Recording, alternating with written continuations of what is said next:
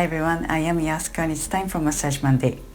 This week I'm going to show you Shiatsu Acupressure technique on the back. The target muscle is erector spinae that runs parallel to the spine on both sides.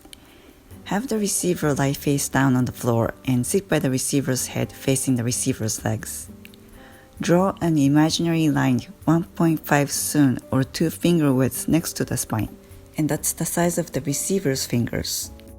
Press the imaginary line with your thumbs if you have very strong thumbs, or supported thumbs, which is a thumb supported by the side of the index finger. Either way, use the body weight to generate pressure. In order to effectively use your body weight, keep your armpit closed and position yourself close to your thumbs so you can press downward. Remember to reposition yourself rather than staying in one place and pressing far from you. It's the best when you match the breathing with the receiver for a good connection and press as you both exhale. Technically, there are 16 points on this bladder meridian line, one next to each vertebra from T1 to L5. T1 is below C7, which is the big bump that sticks out when you bend your neck forward. And L5 is the last vertebra above the sacrum.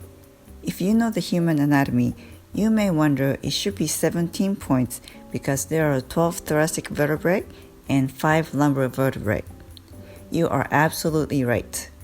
As you can see in the picture, somehow there's no bladder labeled point next to T8, and that's why there are only 16 points on this segment on the bladder line. However, it's usually hard to see where each vertebra is located on the back. And for a feel-good home massage, just press along the erector spinae and the receiver will be happy. Thanks for watching. I'll see you back next week. Make it a great week. Feel free to comment below and please don't forget to subscribe.